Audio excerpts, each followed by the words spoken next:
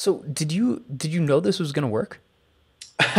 No, I didn't. I actually, that first night building that first coffee table, I had almost zero carpentry experience before coming into all this.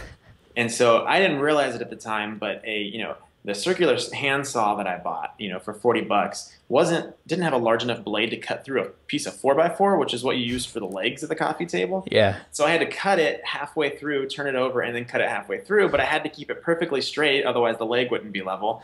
And I didn't have sawhorses, I didn't have clamps or any of the awesome things that we're able to have now as a growing business. And so I was trying to cut that and cutting pieces, and nothing was working. And I think I'd been at it for like 5 or 6 hours in the garage. And I had just blown, like 150 bucks or whatever on wood and saw material. And I literally thought to myself, this is the stupidest idea I have ever had. This is not going to work. And I was like, this is just wasted money. But I was like, you know what? I'm going to finish it. And got it finished, put it out there. And I'm glad I did because things just kind of grew from there. So no carpentry experience at all, like before Yeah, this for the most it's part. amazing what you can learn on Google, right? Just looking around and figuring things out and talking to people that know what they're doing.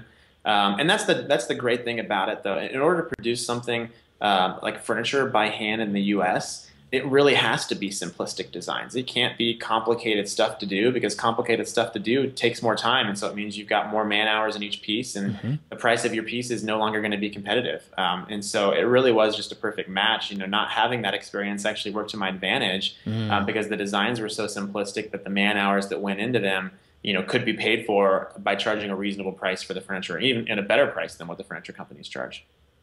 James, this is so amazing. Why didn't you just keep searching for a job? I feel like most people would just, you know, keep searching or like I'm just like blown away that this is where what you decided to do and followed through with it. Sure, and to be completely honest, after about a month or so of doing this, I did get another job. One of the job things came through, and so Hmm. I accepted another job and did this. And a large part of the reason why the business has been successful is because the first year of the business, we didn't have to pull a salary from the business. We were able to pull money from it as the business had it. Hmm. But the great thing is, I had another job during that time period, so a lot of it was getting off my job at 5, coming and working until 2 o'clock in the morning, and then doing it all over again. Wow. And that really helped because a lot of people, one of the things I always discourage people from doing is quitting their job and going in to start something new. Yep. Start something new, try to get it to where it's going to be able to support you, and then jump onto it. Because you're going to be such a less of a financial burden, and you can take the money that the business is making and put it back into the business to grow it even faster and to get tools that are going to make your job easier and able to produce different products. And so that was, a really big key to success too. And then, of course, after I think 8 months or so of being back at that new job, I quit and went full time in the business because it was ready for it at that point.